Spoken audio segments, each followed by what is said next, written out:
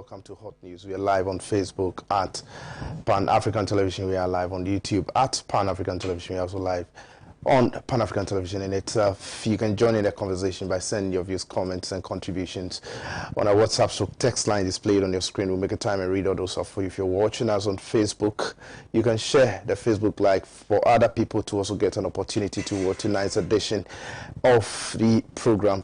You can as well leave your suggestions, questions, comments, and whatnot on our social media pages on Facebook, Instagram, and on Twitter. Once again, I'll make a time and read all those up for you. My name is Justice Appiah, and tonight on Hot News, we're looking at litany of issues. First and foremost, we'll be looking at the state of insecurity in the country. You know that yesterday there was, an attack on a bullion van, I think 3 days ago at Jamestown, a place called Adedenkpo. Now, a policeman and an eyewitness were shot dead in that attack. The driver of the bullion van is in a critical condition at the Kolebu Teaching Hospital. That is one of several attacks on bullion vans from 2019 to 2021. As of 3 days ago, what happened? About 5 bullion vans were attacked across the country.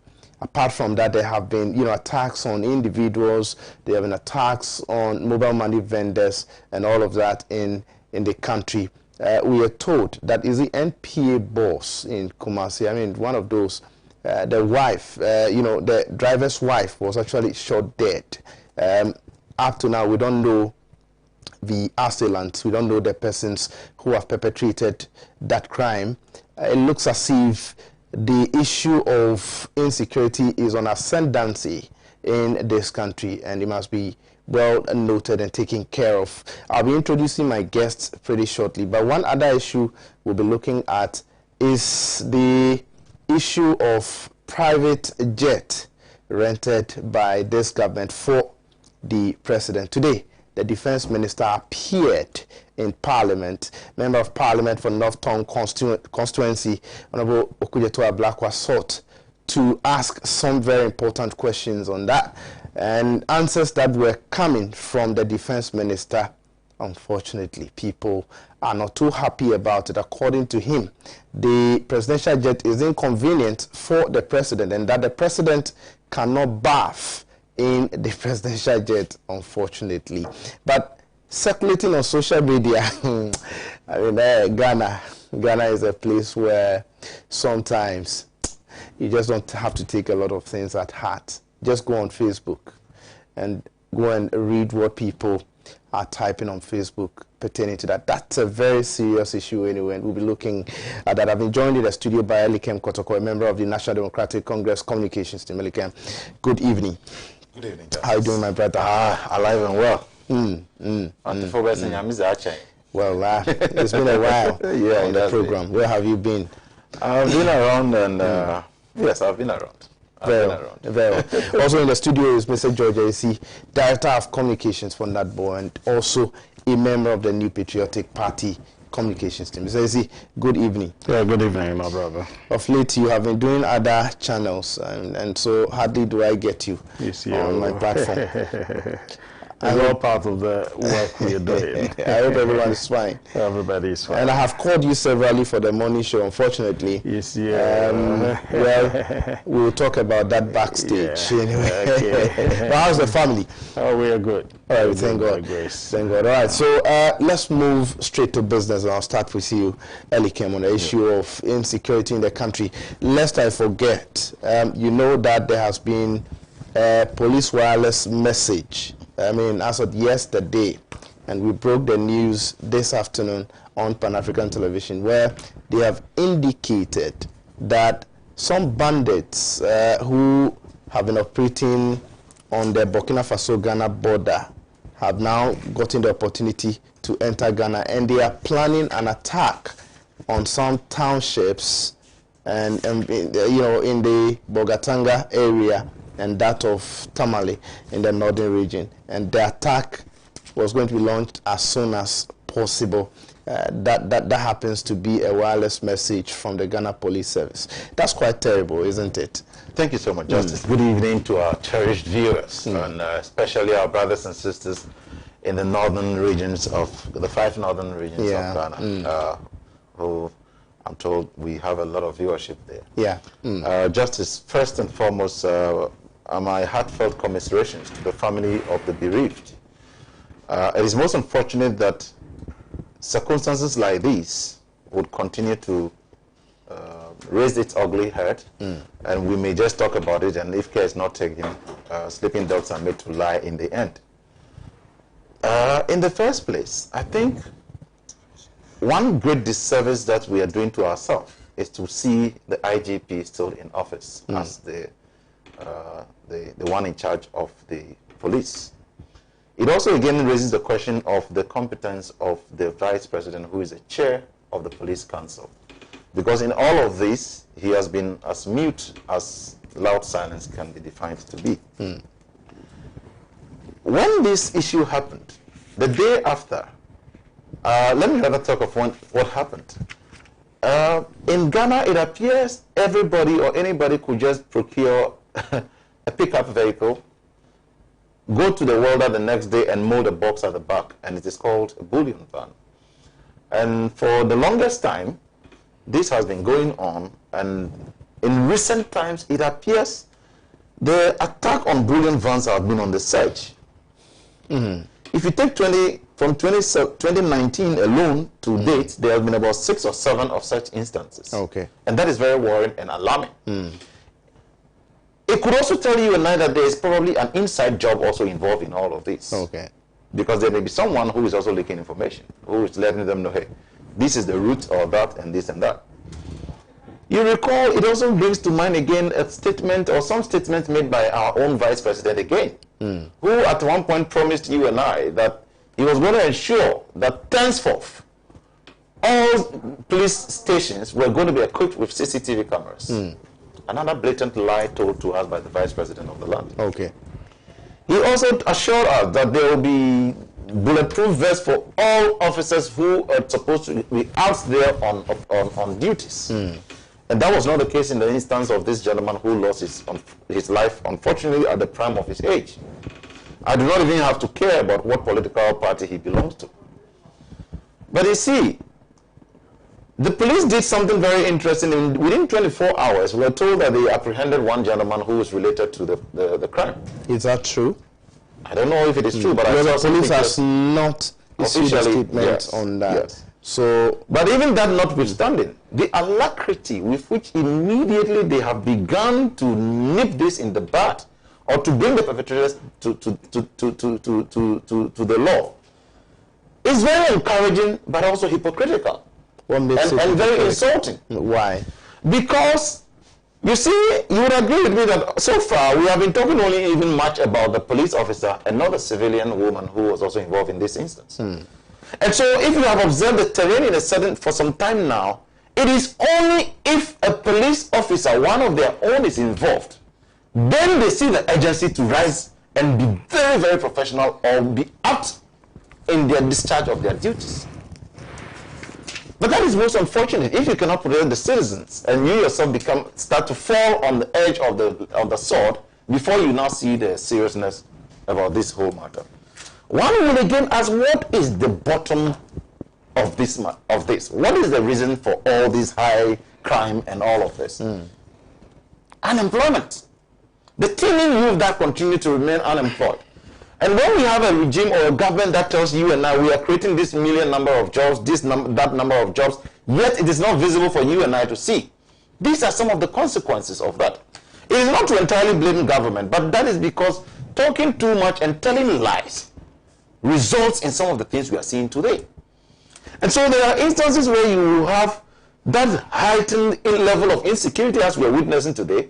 The moment it is 7 p.m., everybody wants to go to his house and go and sleep. You even sleep in your house and you hear a little noise and you think somebody is actually trying to break into your house. It is not only the situation that we saw 2 days ago. Mobile money vendors have been attacked left, right, front, and center. That the brazen effrontery with which these guys now perpetrate their crime in broad daylight without any fear is a very alarming situation. And if you recall in 2015, 2016, leading to the elections, the kind of things then candidate Nana Addo said in terms of security, comparing that time to now, you don't need a soothsayer or a Jewish prophet to let you know that times or things have deteriorated to the level that it is very abysmal. And we can't say much than what Ghanaians are saying out there on the street. And if anybody would want to defend this level of insecurity, then the person is just trying to be insensitive to our viewers and even to the listenership or Ghanaians in general. Because it is expected that we understand. A day after the gentleman was even shot or killed together with a woman, I saw the IGP go around to commiserate with the family. Even in his bid to do that, he still had his security all behind him. And I think that was another insult to us in the face because, hey, if you intend to go and mourn with the people, we don't even need to see those pictures. At the moment, we felt that you are one of the reasons why that gentleman has gone 6 feet. You were due for retirement long ago and was given a renewal contract, and none of us, not even you, Justice here, or my brother, can justify or tell us what is so unique about Mr. James Opong that his contract was renewed, or he was given a renewal of contract. So we have square pegs in round holes. And today, he has come out again to tell you and I that crimes happen in everywhere. It is only heaven that crime doesn't happen at. I am so sorry, that is baloney. Coming from people of that repute. Has he been to heaven before? Did he read the Bible that even tell us that there was rebellion at the point and Satan was even rebuked? Did he know that was in heaven that we're told according to the Bible? So this is somebody who is not even abreast with the word of God, but wants to find an avenue to shut people who are complaining. Then we may as well look for Angel Gabriel or the late Madam Teresa or one saint to become IGP for us. Then we know that, okay, this is the circumstance. So when you have even an IGP being unguarded in his statements, being so reckless in his submissions to us, whilst families are mourning their bereaved, it smacks of so much emptiness. And that is most unfortunate, especially knowing that the life at stake is a young man at the prime of his life. The mother, we are told, is a mother of 3. Those children have been left now. We do not know what, because the social system already, you and I know, cannot really support them. It does not even exist or does not function well. So it is worrying. Maybe the IGP and co would be sitting up had some of these robbers knocked on their doors as well. But that is not the wish of anybody. You know, for instance, in the West, there's what we call PTSD, post-traumatic stress disorder, which is very common with the military especially, and some of the police also, when they go on peacekeeping or these Iraq, Afghanistan, etc. in combat. Our police force are also going through a lot of that. That is why sometimes you hear some stories of some shooting themselves or committing suicide. But if it gets aggravated, where the IGP, probably his own age, who is following him, is suffering from PTSD unknowingly to him, and opens fire on him, that would be bad news for us. But would that also now call for another need for us to immediately attend to it? Lastly, Justice, you saw the ban, and a statement was issued that they were giving an ultimatum of 15 days to the banks to ensure that they meet standards. Because there was an earlier agreement. I am sorry, but that is also some level of incompetence being displayed by the police service. The police service is trying to tell you and I that for the next 15 days, they are still ready to put these innocent junior ranks in the way of harm. For another 15 days, let them still go out there. Elikem, the Bank of Ghana has given these banks up to 2023 to procure the required bullion. That is where we need to be thinking about some things. Should the Bank of Ghana not even be thinking of rather having a pool of that in order to rent it out to them all, so that you rest assured that they all meet a certain standard, rather than them coming to tell you today we have met a standard? Maybe, even as the IGP, for instance, may also know, some of these institutions have 1 or 2 billion vans, and they have 50 normal trucks. So in the first instance, when you contract them, they begin to use the normal bullion van. As demands actually increases, they then now filtrate or neutralize dilute their own fleet of supply with some of these pickups. So should it not rather be? And when we were doing the financial sector cleanup and all of this, did we not take all this into consideration when we have now been come to again to contribute or pay tax towards that? So it's a very worrying situation we find ourselves in. And the IGP should know that we are not only talking about the officer that went down. We are talking about the safety of Ghanaians as a whole. We are not looking at the gentleman who was shot only as a police officer. We are seeing him as a Ghanaian. And that is the same way we see the woman who has been killed as well too, or murdered as well. And so there's a need for them to do an internal assessment. What kind of training do we even give our police force? You give them an assault rifle, AK-47, which is long enough that even to gauge it or at the point to, it is an inconvenience. So in giving them that, you must provide them the necessary accoutrements they need, like the bulletproof weapon and helmet probably, and a side weapon like a pistol. These are things you don't need a security expert to tell you, but they ought to understand that they must. You and I have watched many movies alone, in which we have seen how bullion vans operate. That to even try to break into them is not a kid's play. But with these ones, it's just a padlock at the back. Shoot the policeman, the escort in the head, then the rest will scatter. You just go and take the money, and you are gone. We make it so easy. That is why it looks like it can even be an inside job. But the fact that my grievance or my condolence goes deeply to the family, and especially my worry is for the junior ranks who are always sent by the senior men who sit in the comfort of their office and send them on such missions without care of the conditions of their ethical profession. And that is very worrying. I think it's a clarion call on them. Two things. They need to begin between now and even 30th to tell their officers, the senior men in the face, we are sorry, we will not put ourselves in that harm's way. And number two, if this will continue and other actions, it is not only about this scenario we are talking about, their conditions of service and other concerns they have always raised, since they cannot demonstrate on their own. We the citizens must take it upon ourselves to demonstrate on behalf of the police. Because when we are talking about fix the country, these are the things we are talking about. And you see how it operates. You will not allow the people to demonstrate. You move all the vehicles to the venue they scheduled to demonstrate at, to show your power, moderate force, what have you, should anybody try. Now, it is your own people that are falling. And that is most unfortunate. So it is a clarion call on even the junior officers who get sent on such missions to go and act untoward just because a senior man has given an order and they say, obey before you complain. There's a constitution that you work for. This is what everybody works for, the constitution. That is what guides us. And so we need to know that they don't need to be loyal to a regime. They need to be reasonable. They need to be wise. And when they are being sent to harm's way and they realize that it will not inure to the benefit and it is dangerous, I think they should be bold enough to tell their officers that, look, you have your children, family, and you are sitting in your comfort of your office, and you are sending us on such mission. I think my brother and I were even on the TV program last Friday when Adam Bona was called and he made it clear that some of them are sent on these missions and they are told you must make sure you arrest 50 cars before you come, you return. So when you give these ridiculous, corrupt practices, what are you expecting? What happened at that place shouldn't have. It was avoidable had we enforced strictly the security protocols in ensuring that our men and women in uniform are protected. My commiseration still goes to the family. All right, thank you so much, Alikem, for your submission. If you're watching us on Facebook, please share the Facebook Live post for other people to also watch tonight's edition of the program. Keep your messages coming in on our WhatsApp text line. We'll make a time and read all those up for you. Now, let me go to Mr. Esi for his submission. Yeah, thank you. Justice, good evening to you. Good evening to my colleague, Alikem, and good evening to our viewers. The issue of crime is unfortunate, but the world is such that crime, if there were no crime, there would not be the need for any security service to be in any country, especially the police service.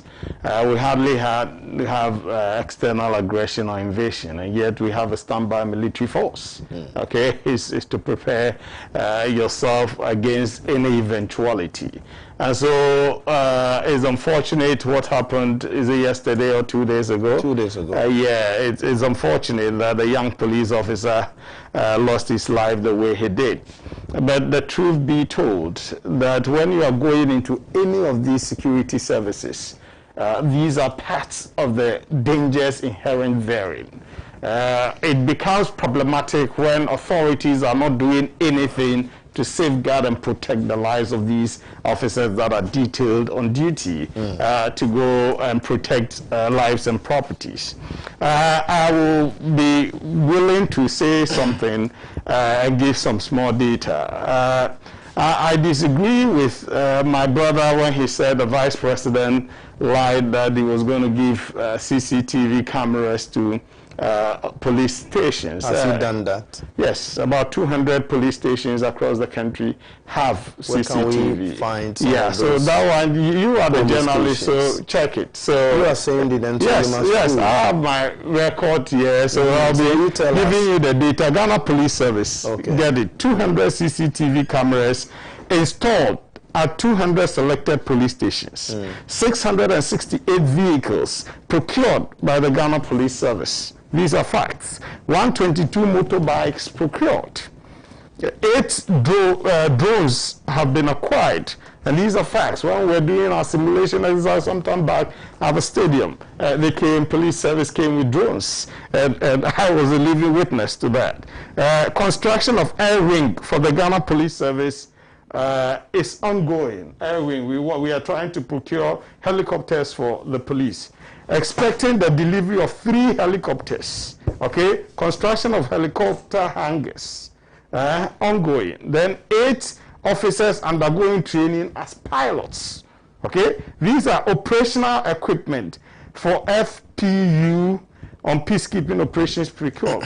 FPU is a formed police unit. It's one of the standby specially trained police units. Again, this government is recruited about 5,799 officers, policemen, into the police force. As we speak, the police-citizen ratio is moved from 1:870 that it was to 1:775. Okay, the UN standard is 1 police officer to 500. That is the United Nations standard. So it's gradually we are beating it down. The other forces too, there's been recruitment, fire service, prison service, and all that. Okay, so this government is making bold steps to retool the police, the security services, to ensure that we're able to fight crime.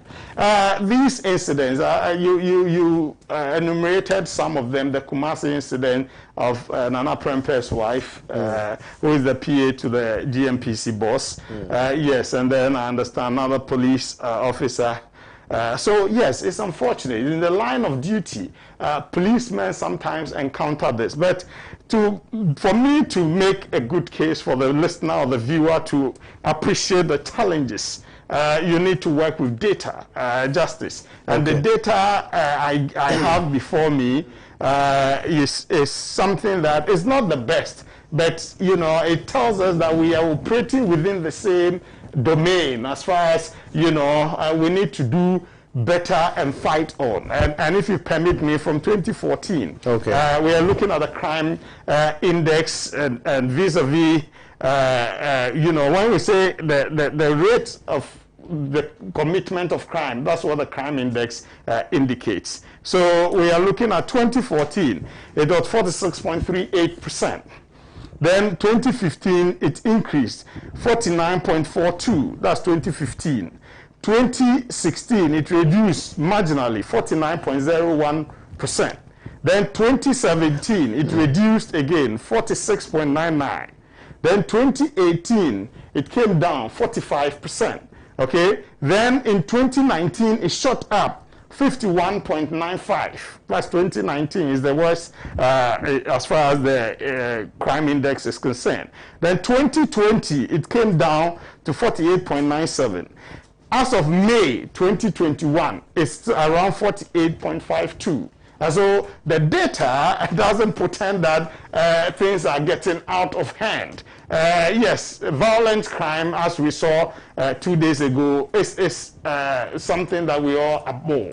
And Ghanaians are angry. And we've seen some of these things, unfortunately, before. You remember some time ago at Abeka La Paz, daylight time, people were shooting and cool. So it's a big challenge to the agenda to fight and combat crime. Even just recently, opposite the police headquarters. Yes, I understand. I mean, there was a broad daylight, robbery. Yes, Forest Bureau. Forest Bureau. Yes, Forest Bureau. Like I mean, and that were was shooting. daring. Very daring. That is brazen bravado. Like what happened at Adedenko. Exactly. So, what do you think has come over some of these people to have been able to perpetrate such a heinous crime? I agree with my brother Alikem that unemployment is part, but some of the key issues too, some have made it their job. Robbery. I remember some years ago, recently in Appiah, about some 5-6 years ago, Appiah, young, handsome guys went there to do some robbery on diamonds. Okay, the business people were going, almost all of them were killed. You get it? And if you saw these guys in suits, you will believe these are robbers. Okay, you think these are seasoned bankers, okay, or business people, and yet they were all robbers. And young guys, their lives wasted. And so yes, we as a government and the people need to do more in getting job opportunities for these young people. This government has done a lot, but there's a lot more to be done. I agree. Okay, we cannot think yes because we've been able to create some opportunity as we speak about 76 1D 1F is in place. Even if they take 2 people each, the numbers are going down. But we need to do more. We need to do more. NAPCO is helping, but hey, we need to also support the private sector to be able to move and then rope in a lot of people, because if they expand, if they make good profit and they can expand their businesses and then create more opportunities for the young people. So these are things that we need to do as a people. And the police, yes, some will say retired IGP contracts. I believe in experience, and sometimes people believe experience helps in managing the system and making it better. Yes, the IGP is 60, he's been given 2 years, and maybe 1 year can be added. Maybe it's because of his background and the experience he's gathered over the years. He needs to impact them onto the younger ones. Fine. And 2, those who make the argument to that, yes, there are young police officers who aspire to higher positions. Why not give them the chance? I agree with that. To be honest with you, I'm one person who, apart from the university, in academia, all other places, I'm not excited about contracts. Okay, extending, giving people when young people need jobs. You get it? And so we need to take a cursory look at that. But in professional institutions like the police, academia, and other places, sometimes you need these people to be able to ensure that the proper training is impacted and experience is impacted to the younger ones. You spoke about Dr. Bawumia, Vice President's promise of fixing CCTV cameras. Yes, over 200 has been done. These police stations and all of that.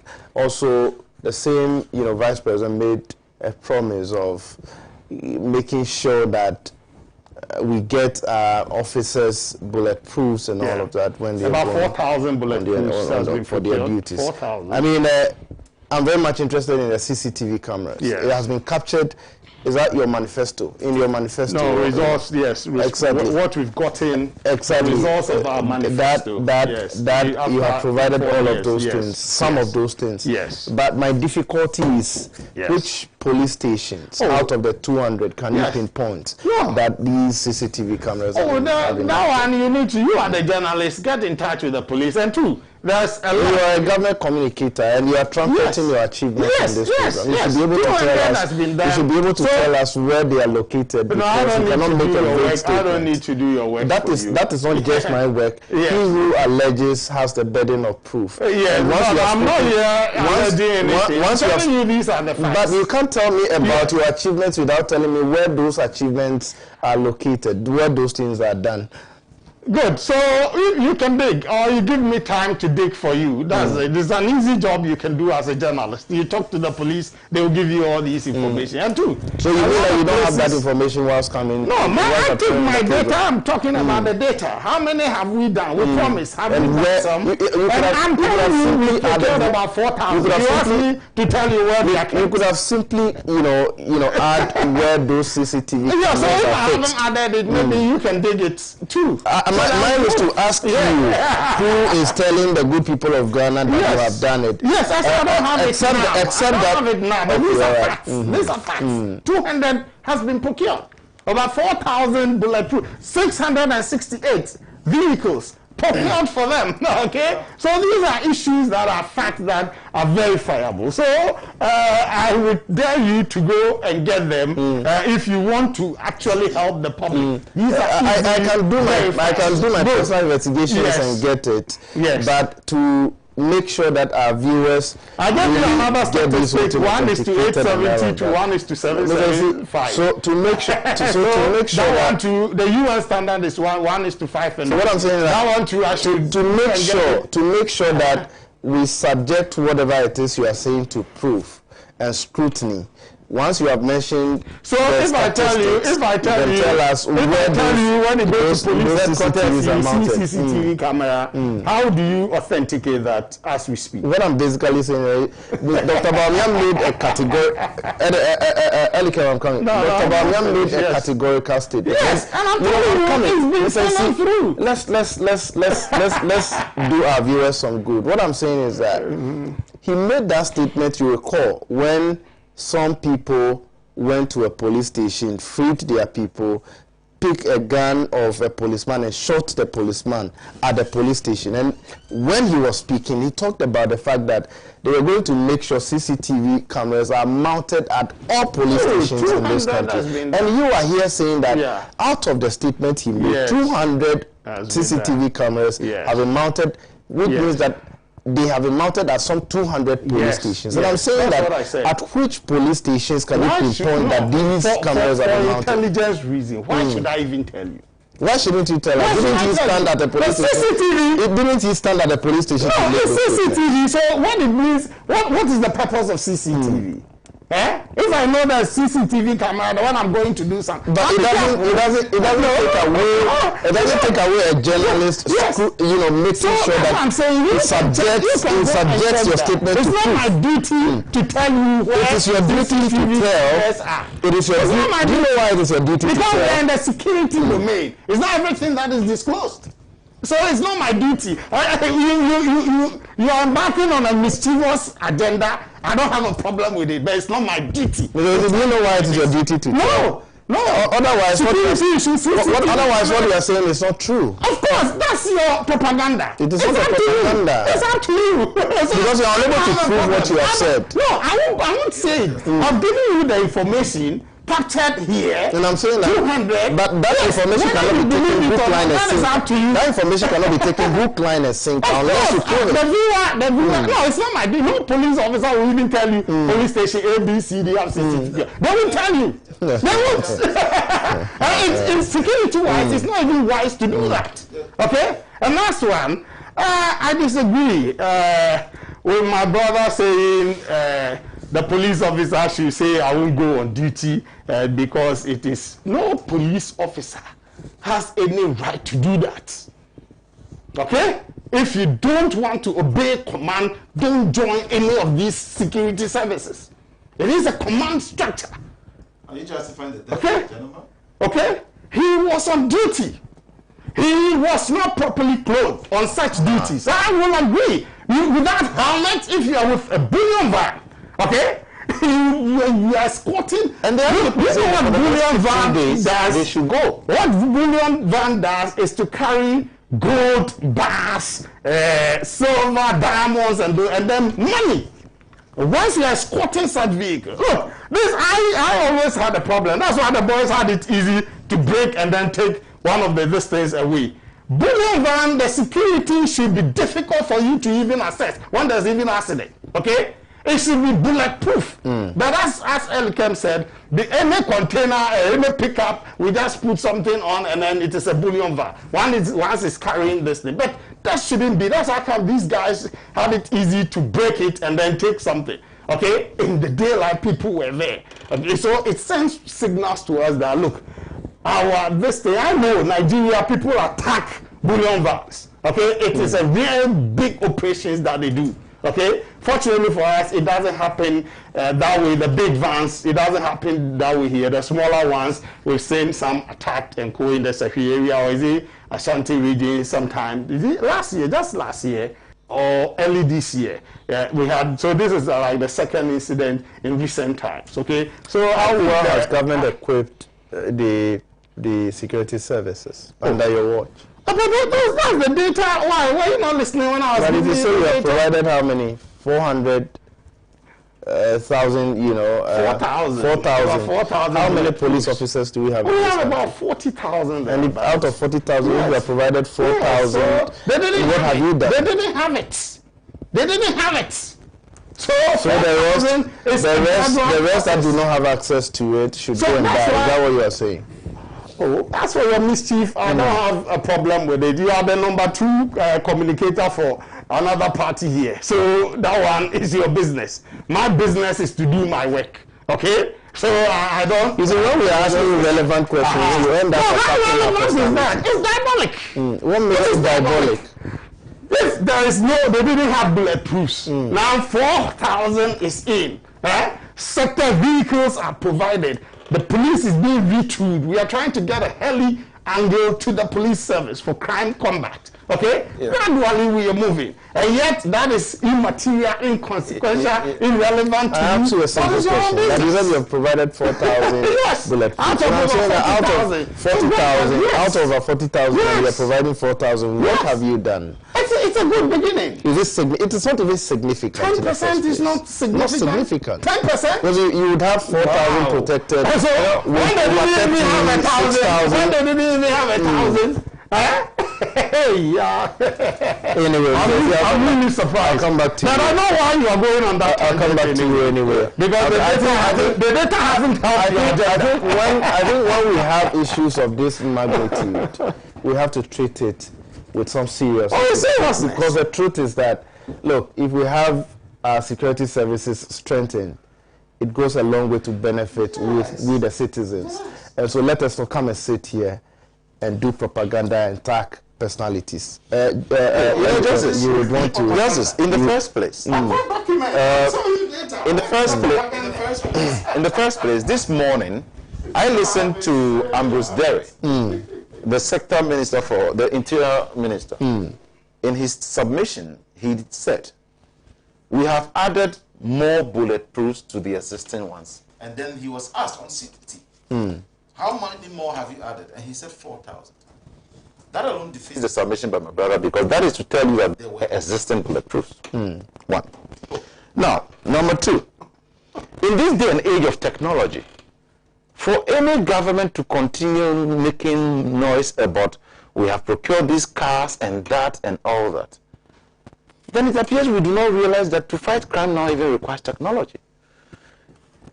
I'm sure when you step out within a certain radius from this place, you might locate one of those white poles with the CCTVs around them. Very well. They are all over. It's all aimed at fighting crime.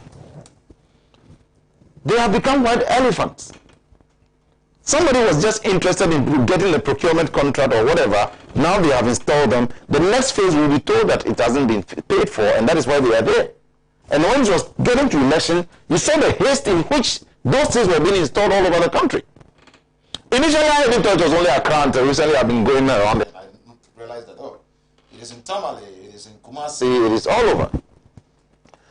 And you see, a government that was so proud to be telling Ghanaians that it has built toilets in this town, toilets in that town, toilets here, toilet there by the vice president, is not able to tell you where they have put CCTVs.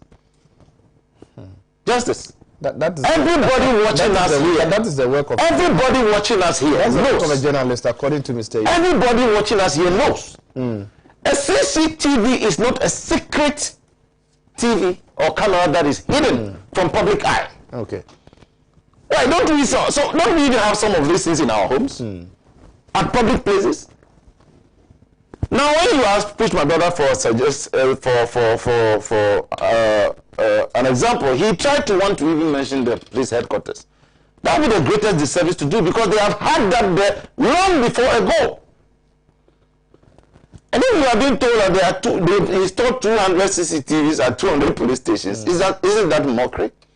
Because each police station will require a minimum of 4 or 5 CCTV cameras. So you either have to tell me you have installed at 200 police stations, or I need clarity on what he was saying, that they have installed 200 CCTVs at police stations. Maybe they have installed at 200 police stations. Yeah. And surprisingly, viewers are watching us. Go to your police station tomorrow. Find out if there is. Because if there is a CCTV at any police station, the first one you must see will be at the very entrance. When you go to the counter, there should be one visible over there. CCTVs are nothing that has to do with secret national security. But if you come to Pan-African TV, once you enter, you see where they are. All over. A CCTV is not, it has nothing to do. Look, what is the essence of a CCTV? It is to deter people. So if you mention, even if you don't have at all the police stations, and you say you have CCTV at all the police stations, that alone will deter people from even committing crime there. Should you not be happy and be able to rather even do that? So you cannot say that a CCTV we can't disclose for national security matters. No, I'm sorry. CCTVs are supposed to combat crime. Why are you telling the world that you have bought 4,000 bulletproofs? So let's assume. Are you now telling the robbers that when you see the policeman, shoot them in the head and not in the chest? Do you get my analogy? Are you saying, hey, we have provided 4,000 bulletproofs, so any policeman you see there wearing bulletproof, shoot him in the knee or in the head? Why are you disclosing that one to us? We have bought so number of vehicles for them. So why do you tell us that we are giving this vehicle to this for the people to know that if we commit a crime in this locality, they have one pickup, they have 2 motorbikes, or they have this number of vehicles to do us? Did I disclose? No, you made mention of 600. So why didn't he, out of his mischief, ask me where the vehicles? No, I am not saying. No, I am not. I am only saying because you said that the CCTVs. No, you are rather helping my case. No, I'm not. When I said 668 vehicles, you didn't No, tell me where the you because you see, when a media man asks a question, it is because there are some that are verifiable. For instance, when you tell of the police to the citizen ratio, the policing to the citizens ratio, yes, everybody knows it, and he also knows it. Oh, wow. So that you cannot lie about.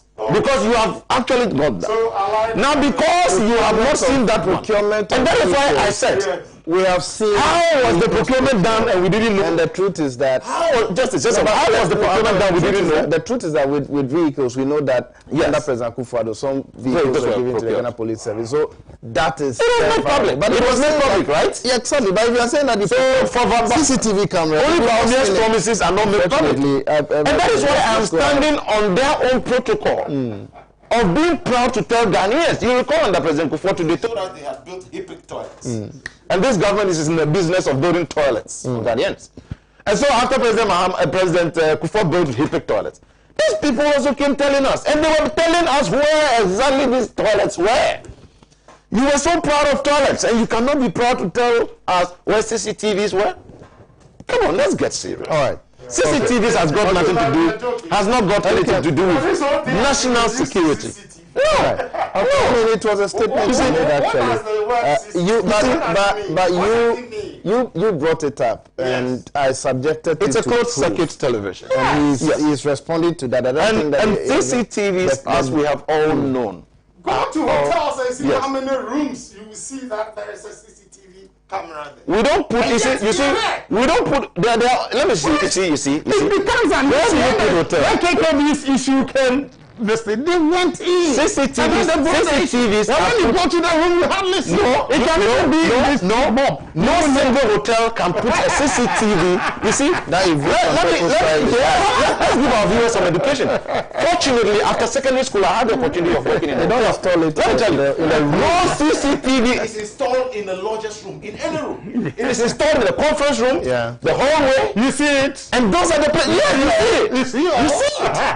They are always mention any single hotel. that you do not see the CCTVs. There are some. All right, okay.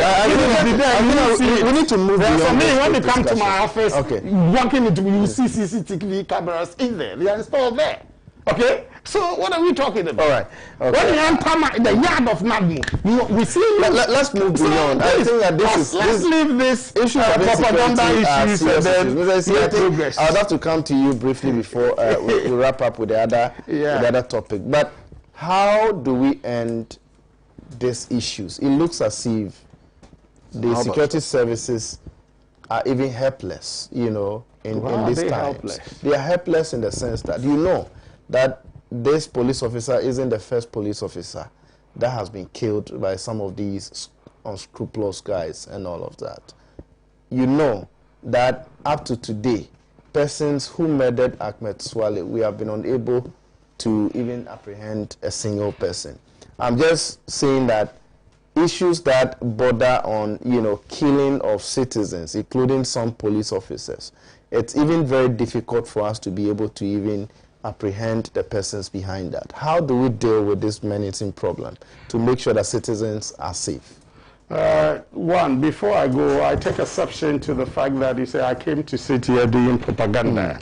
When I got the topic, I took time to do research and I carried my documents here. Okay. And I gave you figures. What's your data on the crime rates and all that. What's the source of your information? I've given you that. I brought my documents here. I've given you figures on recruitment into the police and all that. You are uncomfortable because it's not helping your agenda. I don't have to be uncomfortable. No, you are.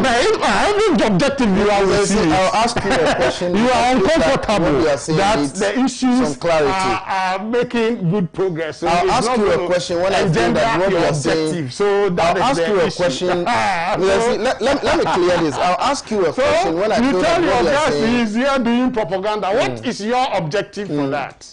Regarding I won't have you attack my personality. But you have the right to attack me. I have the right to subject what you are saying to proof. I mean, that I can be propaganda. Exactly, and that's what anybody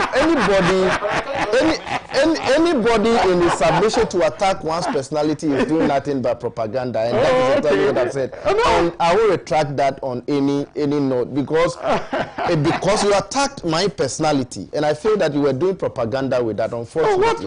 So you can go ahead. No, I gave my figures, and now you're asking me which police station. I need to subject. Why didn't you ask me? Where are the 600 vehicles? Where are they? Where are they? Why didn't you ask? Where are they? We Unfortunately, I mean, let's not behave this way. Unfortunately, no, your behavior is bad. I'm sorry yours to say is rather bad. It's very bad. Yours is rather bad. You made yourself the second part. For me, what I'll do is that on this platform. Okay. Even if you go to heaven, feel you want to do an NBC agenda, get invited. Then we stay at home. So then you bring us here to come and ridicule us. Stop. You, the host, you sit here and say a panelist is doing propaganda. But you have done the propaganda, Mr. Propaganda. You have done so. What propaganda? Why attack somebody's personality when you can deal with the issue? Because you are pushing an agenda. Unfortunately, I'll ask you questions. I'll ask you a question. You are pushing an agenda. You see, when you say something here, and I feel that I need to subject it to so what did I say that is a lie? I'm saying that what you have said, but you prove to us that I asked you a question to prove to viewers where those cameras were installed. Why should I? And you said I was doing a propaganda. What do you mean? No, you are saying it. I need not. Do I have to come and tell you? You have. Why? You are here giving us information, and I should rather go and get the information. When you can give us what you were comfortable with that. I didn't say. I have never said you lied. I'm saying that you provide seconds. I'm only subjecting what you have said to us.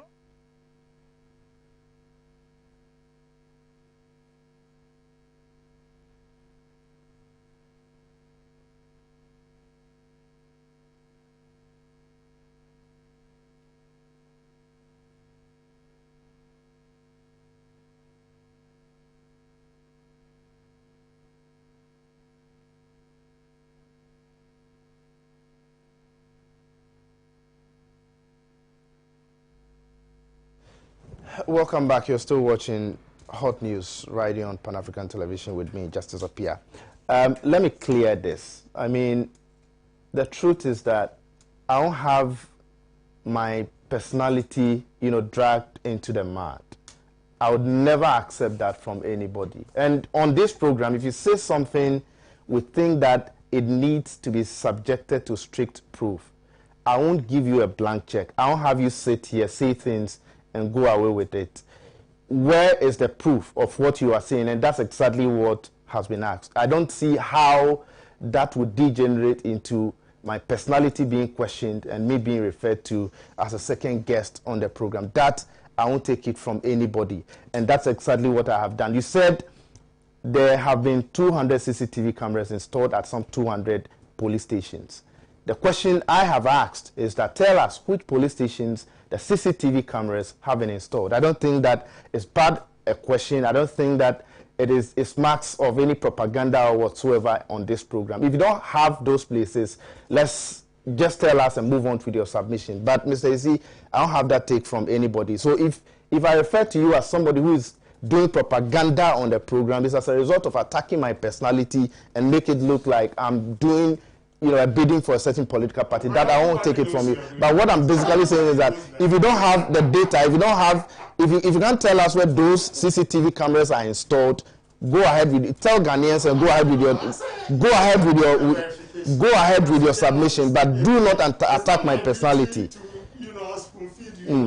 It is your duty on this program to prove. It is my duty on this program to subject your submission to strict proof. It is my duty on this program to subject your submission to strict proof. And that is exactly what I have done. You have put out a figure out there. Yes. And I am asking you to tell Ghanaians where those things are done. It's as simple as that. The 200 police stations for you. If you have it, why not? That is what I'm asking for. And I don't think that I have done anything wrong by warranting this attitude from you. Oh, no, I also have a problem. You sat there and said, I am doing propaganda. Exactly. But you said it first to me. But you said it first to me. Why didn't you said that first to me? No, you don't like. You are a second panelist for the NDC. That is a fact. And your propaganda is not a fact. That is it. Unfortunately, this kind of attitude can never be entertained anywhere. But go ahead. Yes, of course. Nobody will entertain anything like that. Okay? Go ahead with your submission, Mr. Ezi. I've also had enough of that attitude of yours. Go ahead with your submission. Because we take time prepare before we come and sit down. If you try because you're not getting your agenda through. If you're unable to defend your party's position, you will start attacking journalists. And that's your trademark. You can go ahead. You see, my trademark. But that's exactly what you do. This is not the first time. So go ahead. So you need but viewers, he is unable to tell us where those 200 CCTV, the police stations where those 200 CCTV cameras have been installed. It's simple. You can go ahead. He's unable to tell you viewers where those 200 CCTV cameras have been installed. He should tell us the police stations and where those CCTV cameras have been installed. And that's called that shortest service. But go ahead. It's an agenda you are pushing. Because Alikem said the Vice President promised that and nothing has been done. Yes. He's lied to us. We can't see and I said, no, it's been done. So why didn't you also ask him why is he saying that? So you roam all the police stations in Ghana. And I'm giving you data. So go and follow through. And I ask you, so you need to say police headquarters, there's no CCTV camera there. CCTV cameras. Oh, okay. And so it's been functioning all. And I know when you walk through, you yourself said it. You walk through the streets of Accra, there are CCTV cameras. And then you are saying, what do you mean they are not functional? What do you mean they are not functional? They are not functional CCTV cameras. Let's move away from that. Now let's come to the issue of crime. Crime and propaganda by TV hosts. Let's talk about those things. Okay? Crime is an issue. It is affecting Ghana. I gave you the data that we need to do better. We are still hovering around the same domain, 46 to 49%, which has been the trajectory and co. And I believe that's what made you uncomfortable, and you decided to go the way you we ask you. So when we ask you a question, that's all. Let's make progress. But viewers, let's take note. He's unable to tell you where those CCTV cameras have been installed, and that is, I think, for me, that is what he's unable to tell you. You can deduce from whatever he said if that alone is true or false. That is your excitement. I'm excited because you're unable to answer a question I asked. Yeah, I said I won't answer that. I said for security because you don't have any information on that. Anyway, I think we need to move back. Let's move on from this. Let's look at. That's all. Let's look at briefly. I think just like 4 minutes or 5 minutes. The president's decision to go in for a private jet that cost the country, I think, some huge amounts of money and all of that. And today, the defense minister was in Parliament. He made certain statements, and I believe you know that the presidential jet in itself is not one that is convenient enough for the president, and that the president cannot even bath in the presidential jet. Justice, it appears everybody in government and in some position have become loose talkers. The IGP opens his mouth and what he says you will not be able to contain. And we have the Interior Minister also tell us, or is it the Defense Minister, tell us that the President is unable to bath or take a shower in the current Falcon that we have. Meanwhile, there's that facility in that particular aircraft. And so what kind of luxury is this government looking forward to? Is the president so delicate that with the least touch of something, he's going to fall and die, and he needs a certain luxury to some level? This is somebody who came to tell you and I that he is coming to protect the public purse, and if anybody in his government is looking forward to amassing wealth, they should look elsewhere, and all of that. Some of the justifications the minister gave in Parliament, they were very laughable, and I wonder if he has children and his own kids would even listen to that and it would make sense to them. The first was that the president cannot take a shower in order to go for any program. And that is some illogical submission that you have to be illogical yourself to make logic with that. Then he also said that that one has the capacity to take more passengers. Just, do you know what? The presidential jet takes a total of 15. The new one they have gone for takes a total of 19. The addition that they were talking of, extra whatever, is 4. After the president went for that, which we paid $17,000 per hour for, other ministers had to even take commercial flights to meet him in Belgium. So what was the essence of this profligate lifestyle of a president who is in extra time of his life, all things being equal, and only destroying the future of this country? Then the minister was also saying that in these times of COVID-19, no country is comfortable allowing anybody into their country like this. And he should spare us that nonsense, with all greatest respect. The president of Ghana is not just anybody. And if the president of Ghana is on any flight, it is just not anybody. Is it not the same COVID-19 protocols which has allowed for countries to now open their borders? So what is it with fueling, just fueling your flight, which is so inconveniencing that countries will not want to allow us? But you see, he lies. From Ghana to France is a 6.5-hour trip. The presidential jet, which we have, can fly non-stop for 8 hours. Just do the mathematics. It means that the private jet, the presidential jet that Ghana has, which they refuse to use, can fly from here to France, and there will still be an hour and a half fuel left in that flight. So the minister just came and decided to throw a lot of that into the eyes of people. It is just a government that wants to live in so much luxury. Because after all, before he was coming to power, he told you and I, little did we know that it is for their own personal and selfish consumption. I speak of this. The funniest thing of all this is what? To our viewers. Mr. Foreman sitting at home, who has got a cracked phone screen with some inks on it, who is not even able to bundle for a week but just a day or an hour, has been told to rather come out and defend this thing because you want to call yourself a loyalist of a political party, so you want to defend this one too? What is there that makes sense in this, apart from the fact that it is just luxury we're looking for? So we have packed, and there were times the president now feels he has to use the presidential jet. He does. When he was going to Uganda, he used it. But when he is going to France to ask for the cancellation of his indebtedness, having accrued over 184 billion, he rather rents to go and do so. And I'm not surprised, because I recall even the finance minister, they said they have secured some bond, and immediately they organized a Wache and Kenke party. So anytime This government wants to do something of this sort, I am so sorry. It doesn't speak well of us. The world is laughing at us, and it appears we made a very big mistake that is haunting us, and it is not palatable, because nobody can defend this. Thank you so much, Elikem, for your submission. Mr. Sikandi, take us home. Okay, one, I want to know whether presidential jets have baths in them. Air Force One, does it have those things?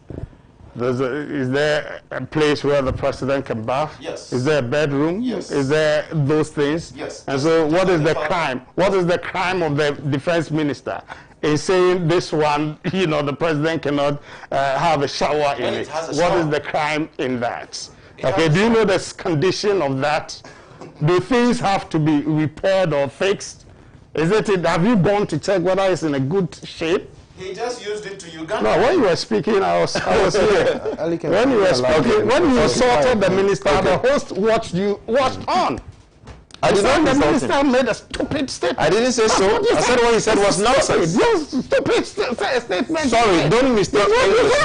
That You you did. see, stupid is not the same as nonsense. It doesn't make sense. Allow him. If you think your minister is stupid, please say that your minister is the stupid. minister, it is good. Allow him to make his submission. So if Let's take it. So it's okay. Now, to viewers, the most important aspect and the reason we are here is because of you.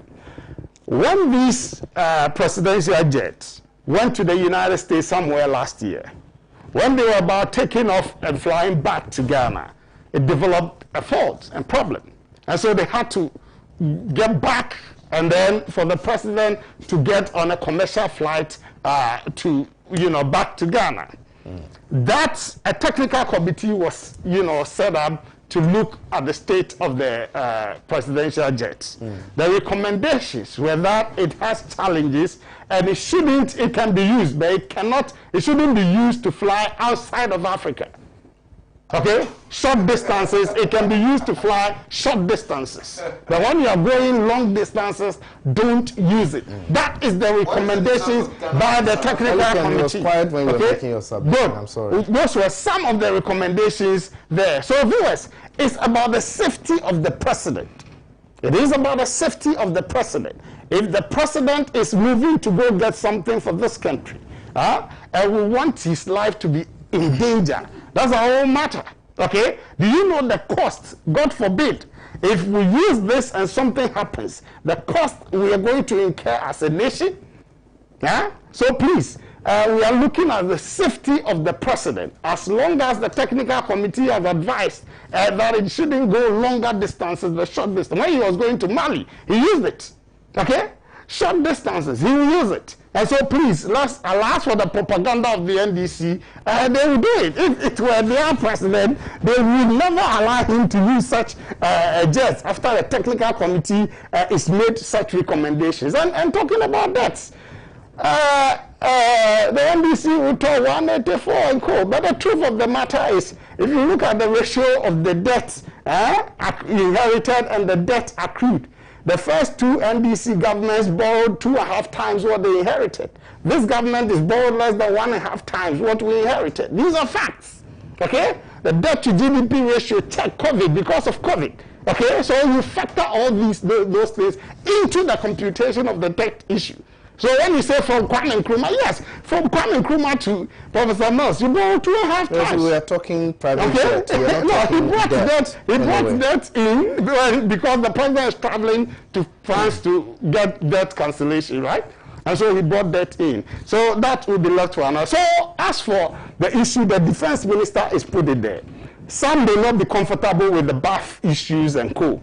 Some will say it could have been avoided, you know, he shouldn't have brought it in. But hey, he has his reasons. The defense minister has his reasons, and he's put the reasons there. The minorities also come to say they disagree. That is the beauty of democracy.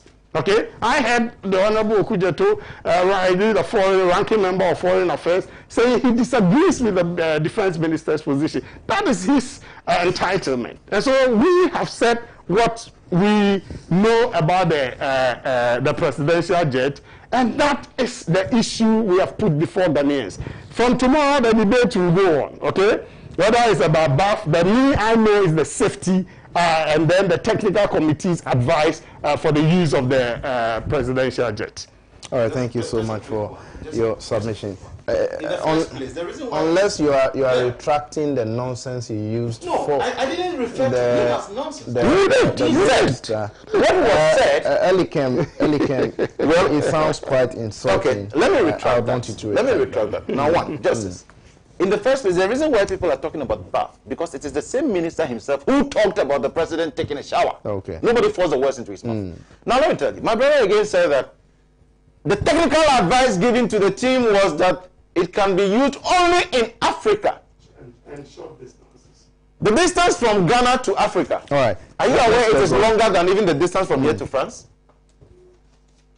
Do you get me? So who is this work technical expert who advised our them time is up. that we should do so? Okay.